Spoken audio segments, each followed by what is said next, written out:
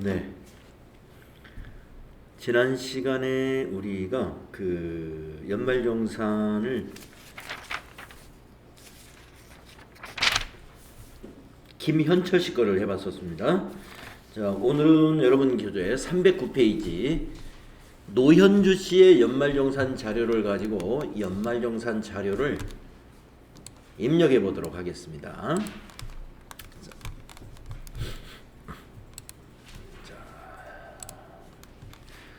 메뉴는 인사급여 메뉴에서 연말정산 근로소득 원천징수 영수증 실행해 놓으시고요. 노현주 두 번째 사원 클릭하시면은 우리가 앞 시간에서 정산명세로 다 소득 내역을 불러왔죠. 정산명세에. 자, 이제 자료를 보겠습니다. 첫 번째 자료 1번 연금저축. 자, 연금저축은 반드시 가입자가 본인이어야 되죠. 본인 것만 된다. 그래서 여러분들 제가 이제 소득 연말정산 관련한 문제 이제 월요일날 시험 보는 거 303페이지 위에 있는 표 요거 시험 낸다고 그랬잖아요. 303쪽 위에 있는 표 거기 보면은 주택자금과 연금저축은 비고에 보면 본인 명의의 지출분만 공제 가능하다. 주택자금하고 연금저축은 다른 부양가족권은 안 돼요. 따라서 노현주 씨 것이 아니기 때문에 요거는 입력해서는 안 된다. 이런 말씀이 되겠습니다. 다음 자료 2번을 보겠습니다. 보장성 보험 국세청 자료인데요. 자, 계약자가 노병탁이네요.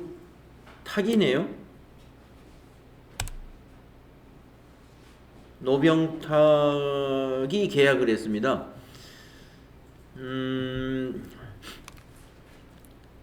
자, 한번 노병탁은 아마 동생 같은데 소득 공제 탭에 가가지고 노병탁을 한번 보겠습니다. 자, 노병탁이 부로 돼 있잖아요. 부로 돼 있는 것은 소득 요건이나 나이 요건 이것이 안 맞기 때문에 부가 된 겁니다. 우리가 보장성 보험료는요, 나이 요건과 소득 요건이 모두 OK여야 됩니다. 그래서 안 되는 거고요. 또 하나는 계약자가 소득자가 계약을 해야 돼요. 피보험자가 이제 소득 요건과 나이 요건이 충족한 기본공제 대상자이어야 되고 계약자도 소득자가 되어야 됩니다. 자, 아무튼 계약을 노병탁이가 했지만 노병탁은 기본공제가 부이기 때문에 보장성 보험료 입력을 못합니다. 다음에 자료 3번을 보겠습니다. 의료비 국세청 자료이고요. 의료비는 이름만 있으면 다 입력 가능하다고 보시면 돼요. 자, 환자가 박현우죠.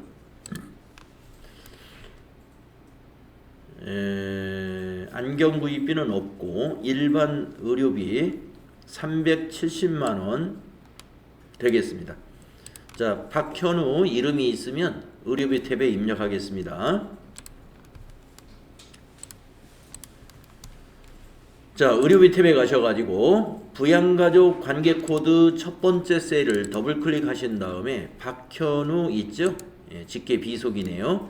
확인하시고 의료비 자료를 입력할 때 국세청 자료의 경우는 상호나 사업자 번호 없습니다. 자료가. 그러니까 이건 생략하고 의료 증빙 코드를 1번 국세청 해주시고 건수는 한 건.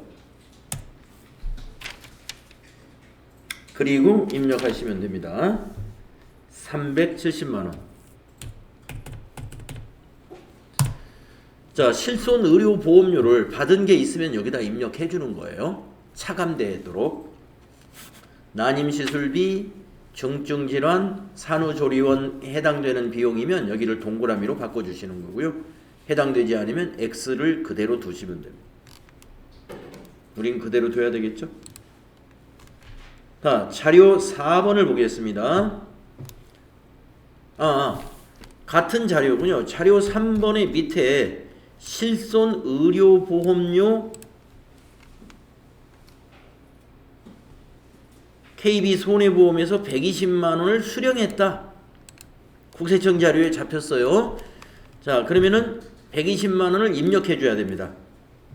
박현우 아까 의료비 입력한 부분이 있죠? 그 옆에 여기다가 120만원 이렇게 입력합니다. 그러면은 이제 의료비 370만원 중에서 120만원이 보험금으로 받았기 때문에 의료비 지출 금액을 250만원만 인정을 하게 됩니다. 그래서 의료비 세액공제 얼마나 받는지 한번 볼까요? 자, 정산명세 탭에 가셔가지고 세액공제는 오른쪽 칸이에요. 자, 특별세액공제 쪽에서 61번 의료비 보시면 여기 화살표 눌러볼까요? 자, 그 밖에 공제 대상 의료비가 370만원인데 실손 의료보험금이 120만원, 그 중에서 그리고 공제 대상 금액은 127만 9천원으로 확인이 됩니다. 그래서 거기에 15% 계산하면은 19만 1,850원이다. 이런 자료를 볼 수가 있죠. 그래서 19만 1,850원 세액공제 적용이 됩니다.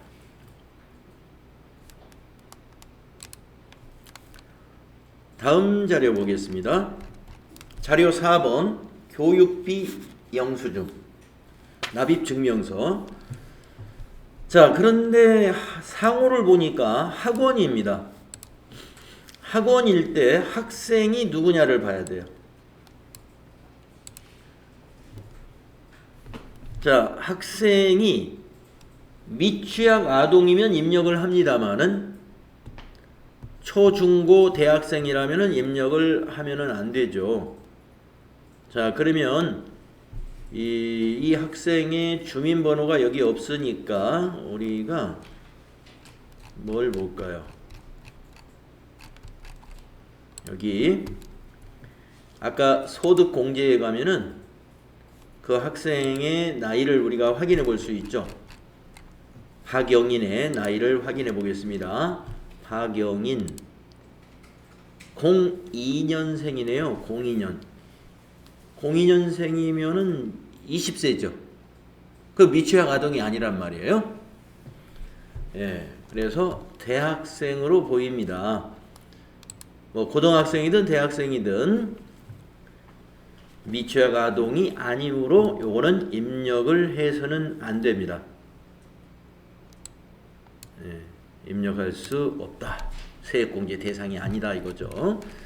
네, 이렇게 해서 지금 노현주 씨 자료가 4건인데 마지막에 교육비, 학원비도 그렇고 그 다음에 첫 번째 있었던 그 연금저축, 이거는 본인이 가입한 연금이 아니기 때문에 또 안 됐고, 또 두 번째 있는 보장성 보험, 이거는 소득 요건이 안 되는 사람의 보장성 보험이기 때문에 안 됐고, 그래서 노현주 씨 연말정산 자료는 입력이 해서는 안 되는 자료가 많았다 하는 걸 우리가 자, 잠시 후에 한번 정답은 책을 통해서 한번 확인해 보도록 하고요. 다음은 세 번째 직원 1004번 이진섭 씨의 연말정산을 해보도록 하겠습니다. 자, 이진섭 씨는 6월 달에 입사를 한 사람이었어요. 우리가 그 사원 등록할 때 기억이 나실런지 모르겠는데, 그래서 이 사람의 자료 중에 1번이 뭐가 있냐 하면은 전 근무지 근로소득 원천 징수 영수증이라는 게 있습니다. 주식회사 레드박스에서 1월 1일부터 5월 31일까지 근무기간 나와 있고요.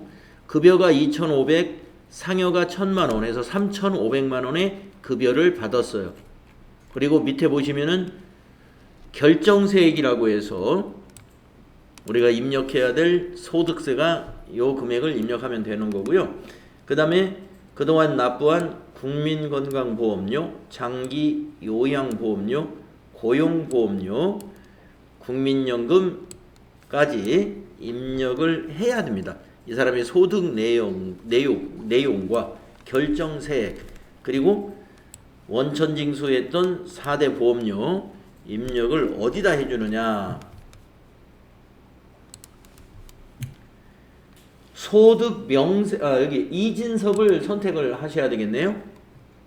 사원명 1004번 이진섭 클릭하신 다음에 소득 명세라는 두 번째 탭이 있어요. 이 소득 명세는 월별로 이 근로자의 소득 금액이 쫙 정리가 되어 있는 표입니다. 그러면 종전근무제에서 근무했던 것은 여기에 지금 반영이 안 된 상태잖아요. 그걸 반영하려면은 저기 상단에 있는 종전 근무지 입력이라 하는 요 단추를 클릭해 주면 됩니다. 종전 근무지 입력 클릭하시면 12월 옆에 연말이라는 칸이 하나 있고 그 옆에 종전이라는 칸이 생겼어요. 12월 옆에 있는 연말은요, 1월부터 12월까지 급여를 우리가 다 지급을 했는데 그 중에 급여로 봐야 되는데 빼먹은 게 있다. 그러면 여기 연말에다 넣어주면 돼요. 예를 들어서 여름휴가 때 휴가비 50만원씩을 지급을 했는데 그걸 급여로 해서 과세해야 되는데 우리가 휴가비 줄 때 7월 달에 휴가비 줄 때 과세를 안 하고 그냥 말았어요. 즉 급여로 안 받다는 거죠. 그것을 나중에 추가하려면 여기 연말에다가 연말정산할 때 여기다 넣어주면 됩니다. 상여로 넣어주는 것도 괜찮아요. 휴가비니까 인정상여나 상여로 넣어주면 됩니다. 자, 그런 식으로 연말이라는 것은 연말정산할 때 매월 급여 자료에 반영을 못 시킨 급여 성격의 과세 급여를 여기다 넣어주는 거다 이거죠. 자, 그리고 이제 종전 여기 1에다가 근무처부터 입력하겠습니다. 자, 괄호 열고 주식회사 레드 박스 사업자 번호는 10681 24124죠? 24124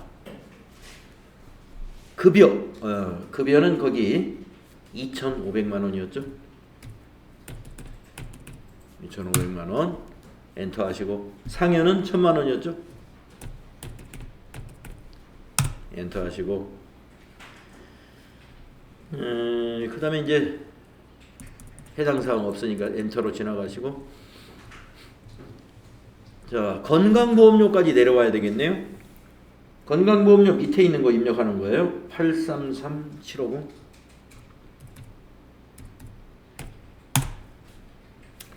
장기요양 96049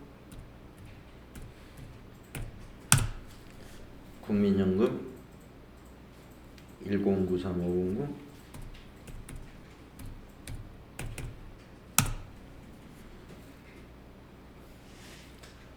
고용보험료 280006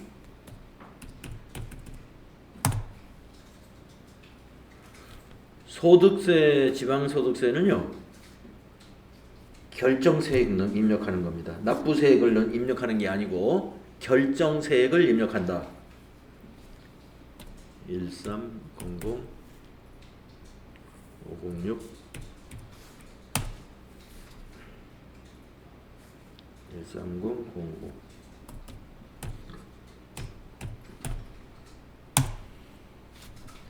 지방소득세 130 근무기간은 시작일과 종료일을 따로 입력하네요. 2022 0101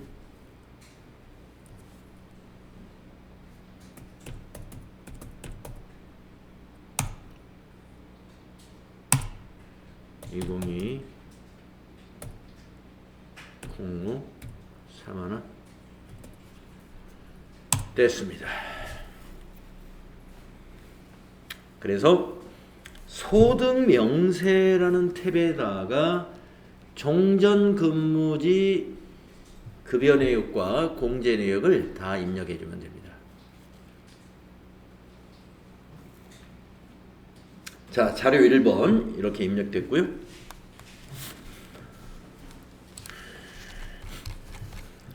자료 2번을 보겠습니다. 장기주택 저당차입금에 대한 이자 상환액. 이건 소득공제 내역인데요. 계약자가 주택 관련되는 건 전부 본인이어야 돼요. 네, 본인. 자, 이진섭 본인이죠. 계약자가 신한은행에 이자를 120만 원을 연간 납입했다는 겁니다. 이 이자는 주택을 저당 잡히고 돈을 빌려서 주택을 구입했나 봐요. 장기 저리로 이렇게 하는 거 있죠? 그래가지고 이제 이자를 지금 내고 있는 겁니다. 그래서 최초 차입일은 2012년 8월 2일 날 차입을 했어요. 3천만 원 차입했네요. 20년간 상환하는 걸로 되어 있습니다. 자, 그러면 이걸 어디다 입력해야 되느냐? 소득공제니까 왼쪽에 있습니다. 어디냐면은 자, 주택이 여기에 없죠. 없는 것은 정산명세에 가면 있어요. 정산명세에 가보시면은 소득공제가 여기에 있는 거예요. 특별소득공제에 주택이 있거든요. 그런데 주택에는 34가와 34나가 있습니다. 가는 원리금 상환액을 입력하는 것이고 나는 이자 상환액을 입력하는 것입니다. 여기 나가. 근데 나가 이렇게 복잡해요. 11년 이전에 차입했느냐, 12년 이후에 차입했느냐, 15년 이후에 차입했느냐에 따라서 입력하는 칸을 나눠놨는데 우리가 관련된 규정이 이때 바뀌었기 때문에 그때마다 소득 공제해주는 율이 달라요. 그래서 이렇게 서로 나눠져 있는 겁니다. 당시 법률이 다 달랐기 때문에. 그러면 지금 이진섭 씨는 2012년에 차입을 했단 말이에요. 그러면 여기서는 12년 이후가 되겠죠. 그리고 20년간 상환하기 때문에 15년 이상. 그 다음에 그러면 12년 여기 15년 이상이고, 자, 고정 또는 비거치냐 아니면은 기타 대출이냐 하는 것인데요. 네, 거기 보면 비거치식 상환 차입금이라고 이 부분에 비거치식 상환 차입금이라고 표시가 되어 있었습니다. 그래서 여기는 어디다 입력을 해야 되느냐? 여기 비거치에다가 12년 이후분에서 여기 화살표를 누르세요. 오른쪽으로 된 그 화살표를 누르면 입력할 수 있는 팝업창이 나옵니다. 바로 이 자리에다 입력해 주시면 돼요. 2012년 이후 고정금리 혹은 비거치, 여기에다가 이자 금액을 입력하는 거예요. 연간 합계액 이자액 120만원, 3천만원 입력하는 게 아니라 납입액을 입력하는 겁니다. 이자 상환액을 입력하는 거죠. 네, 그러면 확인 단추 눌러볼까요? 총급여 7천만원 이하인 근로자에 대해서는 이자 납입액 모두를 소득공제 해줍니다.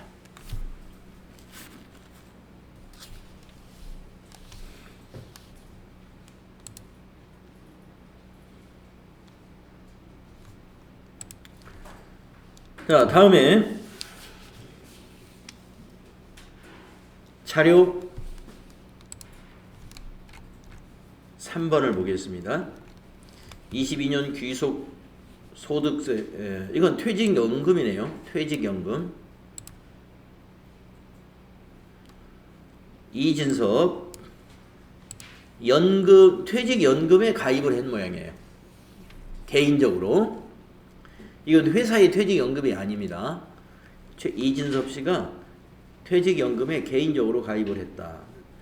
자기가 납입을 한 거예요. 20만 원. 예, 퇴직연금도 우리가 소득공제를 받습니다. 자, 퇴직연금 또한 뭐예요? 반드시 가입자가 본인이어야 되죠. 그러면 여기서 보면은 연금 투자 명세라고는 여기 있는데 연금이나 월세 요 마찬가지예요. 연금이든 월세든 여기다 입력을 안 합니다. 명세를 보는 탭이고 정산 명세에다 그냥 입력해요. 자, 그러면 여러분이 시험 볼 때 이거 내가 어디 가서 입력해야 되는지 많이 헷갈리지 않을까? 헷갈리지 않습니다. 시험에서는 문제를 낼 때마다 무슨 탭에 입력해라 이렇게 자세하게 알려줘요. 그러니까 퇴직연금은 정산 명세 탭에 입력해라 이렇게 알려준다 이런 얘기죠. 자, 그래서 그건 걱정 마시고, 자, 그러면 정산 명세 탭에 입력해라. 그러면 정산 명세를 눌러서 여기서 그럼 어디에 입력하느냐? 퇴직연금은요.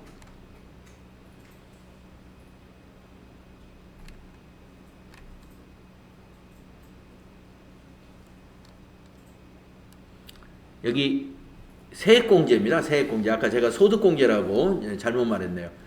연금계좌 오른쪽에 세액공제 부분에 있어요. 연금계좌.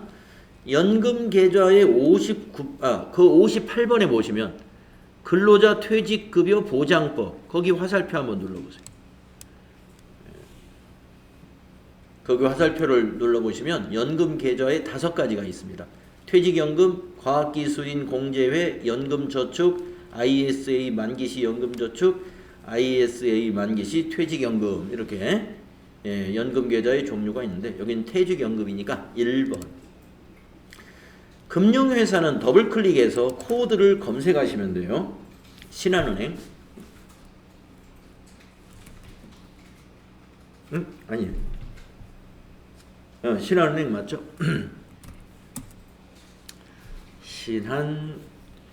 주식회사 신한은행. 계좌번호가 있나요? 네, 있네요. 1, 2, 3, 4 이렇게 시작하는 거.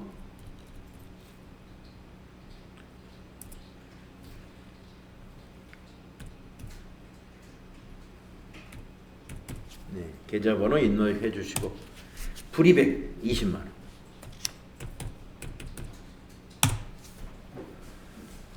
네, 그러고 이제 확인 눌러주시면 이 20만 원에 대해서 3만 원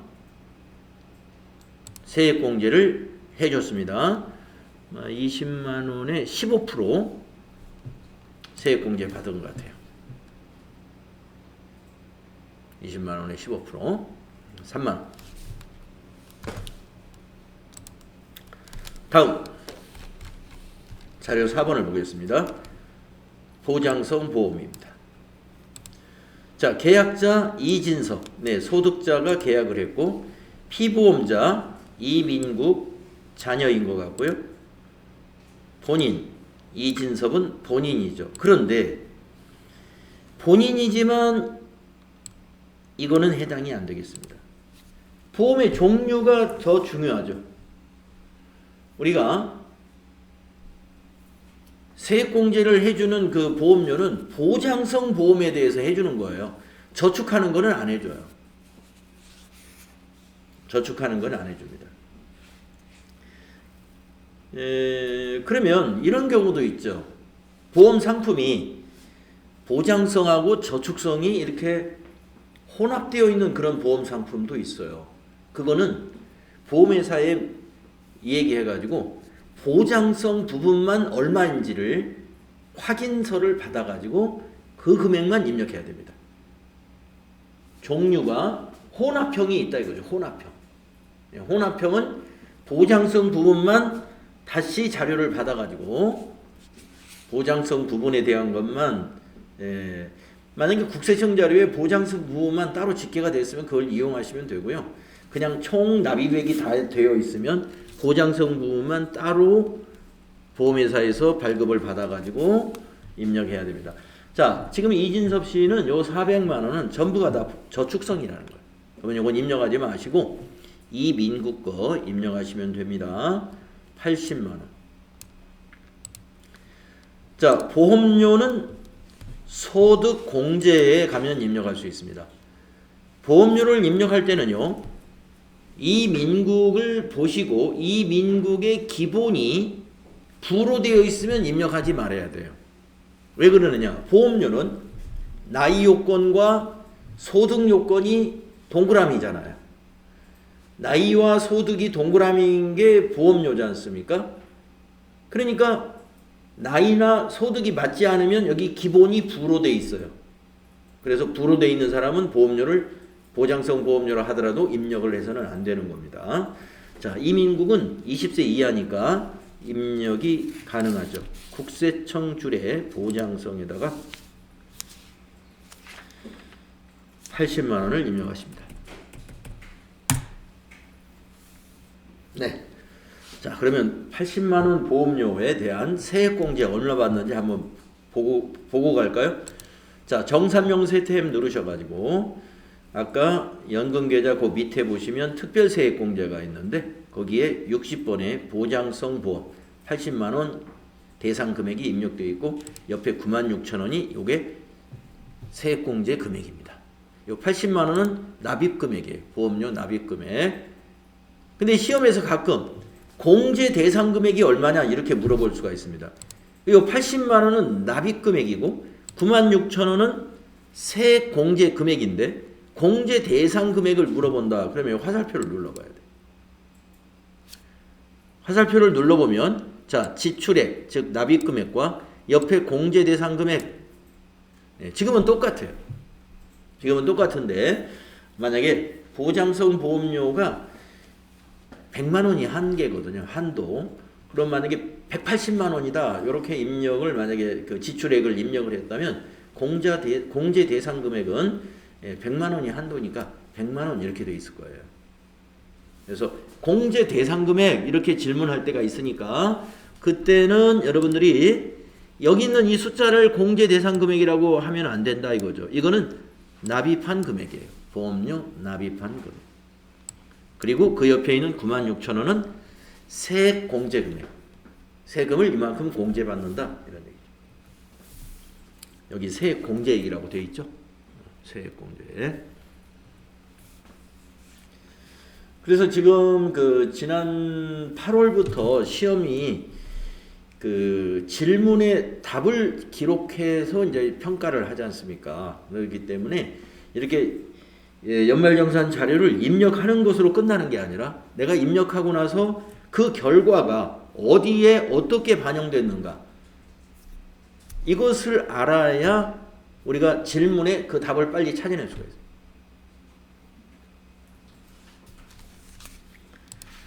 다음 자료는요. 5번 자료를 보겠습니다. 교육비입니다. 자, 학생이 이지영이에요. 교육비에서 절대 입력이 안 되는 것이 이제 직계 존속의 교육비죠. 장애인 교육비는 빼고 일반 교육비에서 직계 존속은 입력할 수 없습니다. 근데 이지영은 04년생이니까 그 밑에 보니까 고등학생인 게 맞아요. 자, 04년생 고등학생이 맞고 이제 초중고생을 입력할 때는 이렇게 현장 학습비, 일반 교육비, 교복 구입비 이렇게 나눠서 입력을 할 수 있도록 프로그램이 되어 있습니다. 그래서 자, 교육비 이건 학원비 아니니까 입력이 가능한 거죠. 입력해 보도록 하겠습니다. 자, 교육비 탭이 없죠. 교육비도 아까 보험료 입력했던 소득공제 탭에 입력하는 겁니다. 소득공제 탭으로 가시고 이 지형을 여기 찾으신 다음에 오른쪽으로 스크롤을 쭉 해보세요. 여기 교육비 하얗게 만들어져 있죠. 이 지형에 여기 구분란을 클릭하시면 취약전, 초중고, 대학생 이렇게 선택할 수가 있습니다. 자, 2번 초중고를 클릭한 다음에 위에가 국세청 칸이잖아요. 요 윗칸을 더블 클릭해 보세요. 그래야 이렇게 나옵니다. 교육비 일반에 있는 국세청 줄을 더블 클릭하면은 팝업 창으로 교육비 국세청 초중고 교육비 이게 일반 교육비예요. 그러니까 일반 교육비 76만 원. 자, 교복은 없죠? 그 다음에 현장 학습비 10만 원 있죠? 네, 여기다 입력합니다. 우리가 현장 학습비 같은 경우는 체험 학습비를 말하는데요. 한 명당 연간 30만 원 한도예요. 그러니까 만약에 50만 원이다 하더라도 여기다가 50만 원을 입력하면은요. 30만 원으로 고쳐집니다. 한도를 자동 체크해 주거든요. 예, 지금은 10만 원이니까 10만 원 그대로 입력이 되겠죠. 50만 원을 입력하면 30만 원으로 고쳐져요. 교복 구입비도 마찬가지입니다. 교복도 한 학생당 연간 50만 원이에요. 입력할 수 있는 금액이. 그래서 여기만 60만 원 이렇게 입력하면 50만 원으로 고쳐지게 돼 있어요. 자, 확인해 주면 돼요. 여기 86만 원. 자, 이지영의 자료를 입력했고요. 다음 자료 6번은 어떤 자료냐? 국세청 자료죠? 교복 구입비 자료네요. 이것도 교육비예요. 자, 학생이 갔습니다. 이지영. 04년생 이지영. 자, 여기에서 60만 원의 교복 구입비를 지출했어요. 한번 60만 원을 아까 그 자리에다 입력해 볼까요? 네, 아까 더블 클릭했던 자리 다시 더블 클릭하셔가지고 중고생 교복 구입비에다가 60만 원을 입력하면 엔터 치면 이게 55로 바뀐다 이거죠. 그냥 그대로 두셔야 돼요. 그리고 확인해 줍니다. 그러면 이제 136만 원이 됐네요. 자, 이지영의 자녀의 교육비가 연간 136만 원이 들어갔는데 여기로 인해서 세액을 얼마 공제받는지 한번 볼까요? 정산명세 가보세요. 특별세액공제에 해당됩니다. 교육비는. 그래서 특별세액공제에 62번에 교육비에 136만 원 입력. 이게 뭐예요? 이게 교육비로 지출된 금액이에요. 그리고 세액공제는 20만 4천 원. 20만 4천 원만큼 세액공제를 받은 거예요. 그러면 공제 대상 교육비를 만약에 물었다. 그러면 이 화살표를 눌러야 된다고 그랬죠? 예. 공제 대상 교육비도 지출해가고 똑같습니다. 136만 원. 한도가 오버되지 않았기 때문에 지금 똑같은 거예요. 자, 확인해 주시고.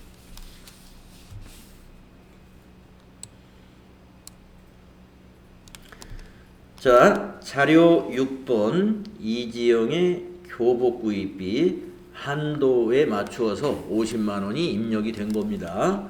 다음은 자료 7번을 보겠습니다. 기부금 영수증입니다. 자, 기부자가 이진서 본인입니다. 교회를 우리가 종교단체라고 하죠. 여기 코드 41번 종교단체.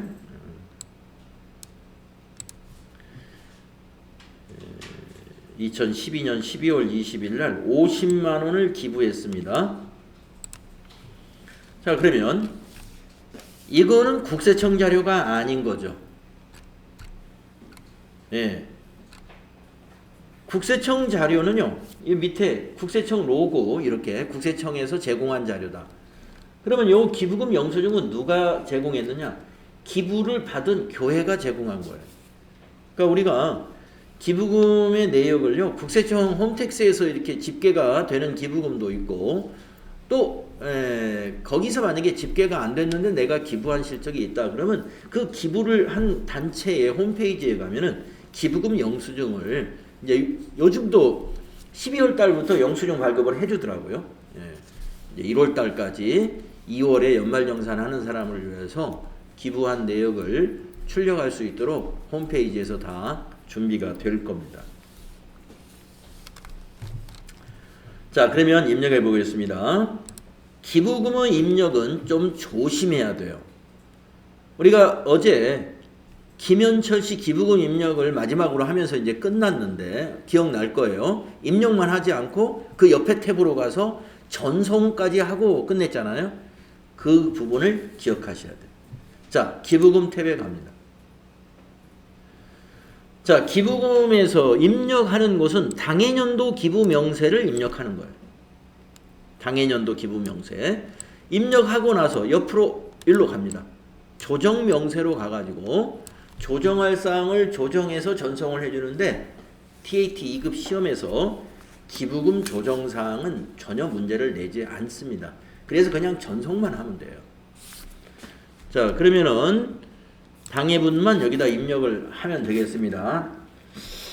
자, 관계에서 더블 클릭하시면은요, 이진섭 본인이죠.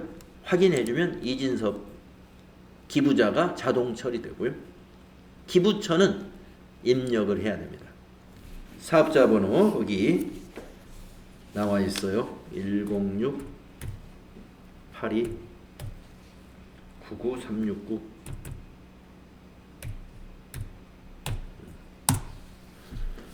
상호는 하늘교회. 코드가 이제 거기 기부금 영수증에 있는 41번이고요. 여기 밑에 그 메시지를 보시게 되면은 하단의 메시지에 종교가 41 이렇게 나와 있죠. 저기다 41 입력하시면. 건수는 한 건이죠. 기부 대상 금액 50만 원.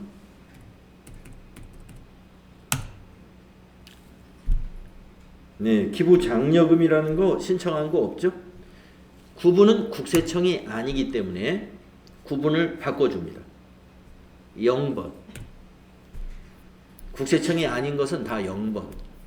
기타로 해주시고, 우리가 기부 중에 금전 기부도 있지만 현물 기부라는 것도 있어요. 이거는 금전 기부입니다. 그래서 금전. 네, 이렇게 입력을 한 다음에 그 옆에 기부금 조정 명세 탭을 클릭을 하고 상단에 있는 공제 계산 정산 명세 보내기, 여기가 정산 명세잖아요. 일로 보낸다 이런 뜻입니다. 자, 클릭합니다. 공제액을 계산해서 정산 명세에 보내겠다. 네, 여기 41번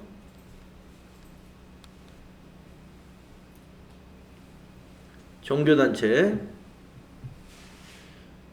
예, 해당이 됐죠. 네, 자 밑에 공제금액 더하기 정산명세 반영 이거 한 번 더 눌러줍니다. 하단에 있는 거 클릭하시고 예 해주시면 돼요. 그러면 정산명세에 가가지고 50만원 교회에 기부했을 때 얼마만큼의 세액공제가 적용됐는가 한번 보도록 하겠습니다. 자, 정산명세 누르시고요. 특별세액공제의 기부금 쪽에 보시게 되면은 마번에 지정기부금 종교 10만원 세액공제가 적용됐습니다. 자, 화살표를 누르셔가지고 50만원 기부이고 공제대상 기부금도 똑같이 50만원이에요. 그래서 세액공제 10만원, 그러니까 기부한 금액의 20%를 세액공제 해줬네요. 20%가 적용됐죠? 네. 그래서 이진섭 씨의 7번째 자료를 입력했는데 7번째 자료가 마지막 자료네요. 자, 그러면 우리가 연말정산을 3명을 다 끝냈습니다. 한번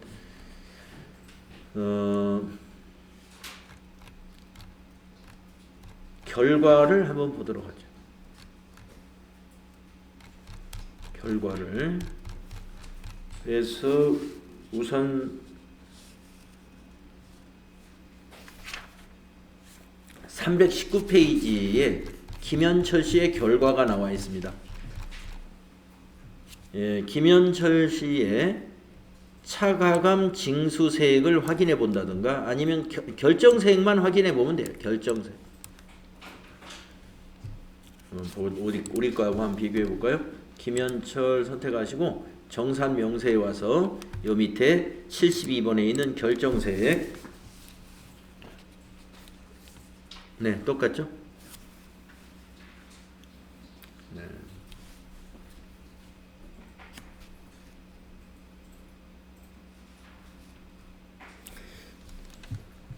자, 정산명세 보시는 방법. 왼쪽이 소득내역, 여기는 소득공제.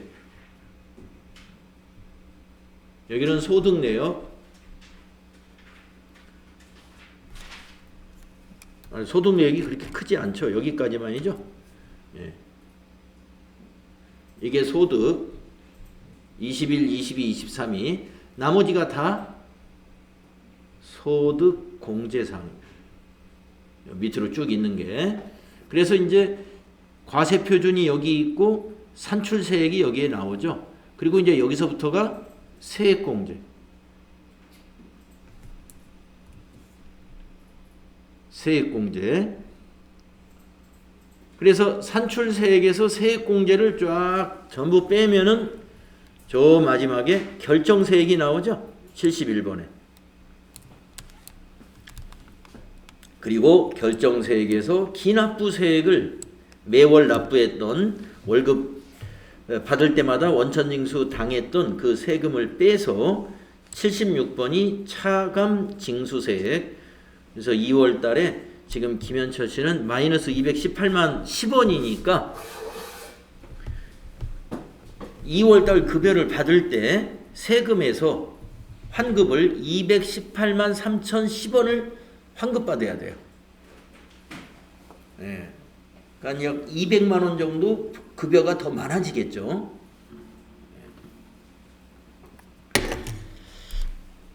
자, 다음 사람 보겠습니다. 321쪽 보시면 노현주 씨의 정산 명세 사진이 있는데 우리 자료하고 한번 보시죠. 노현주 선택하시고 결정세액 한번 맞춰보겠습니다.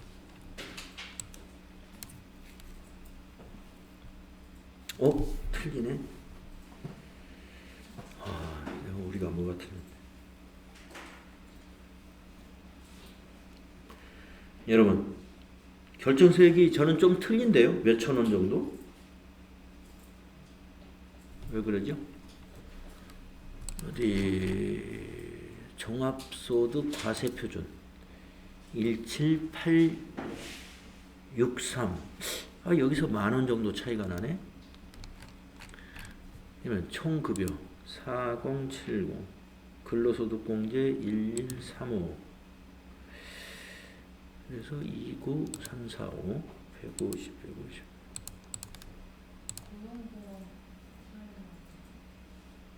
그래요?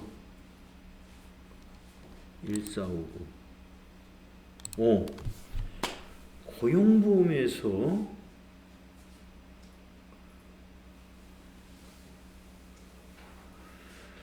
고용보험료는 이건 우리 급여 자료에서 자동으로 넘어온 건데요.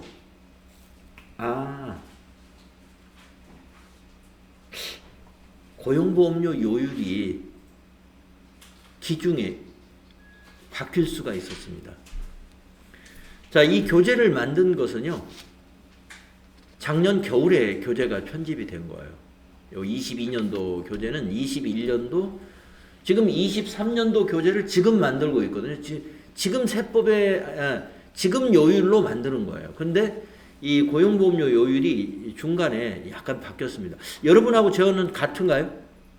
네. 그러면 그 요율 때문에 중간에 변경된 요율 때문에 달라졌구나. 그렇게 보시면 되겠습니다.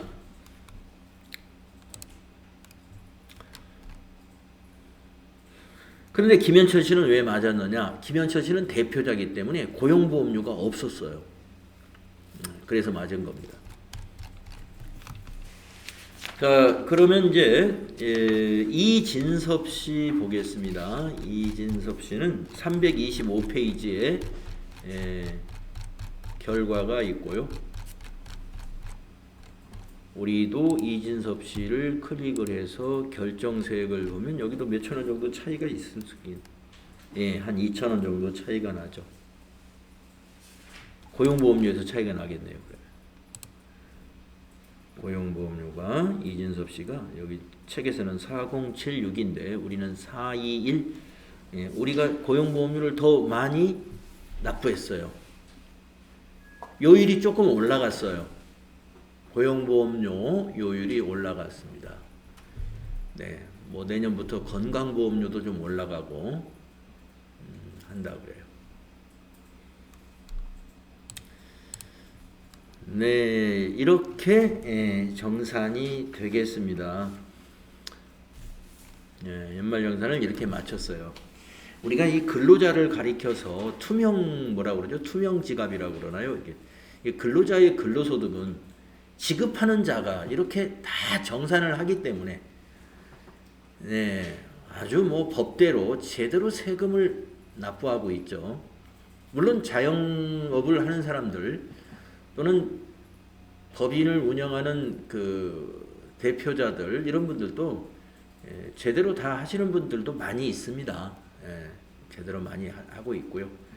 또 건강보험료나 이런 것도 법률대로 제대로 다 납부하는 사람들이 많이 있는데 그 중에 일부는 엄청난 소득이 있는 사람이 급여생활자 같으면 회사에서 건강보험료를 공제하니까 어떻게 방법이 없겠지만 사업을 하는 사람들은 묘한 법의 허점을 이용해 가지고 엄청난 소득이 있는데 건강보험료를 뭐 6만 원씩을 낸다 뭐 이런 사람도 있다 그래요. 네. 자, 그래서 연말정산 근로소득에 대한 연말정산 이런 식으로 하는 겁니다. 네. 자, 쉬었다가 다음 시간에 그 평가 문제 그리고 그 326페이지부터 다음 시간에 해보도록 하겠습니다.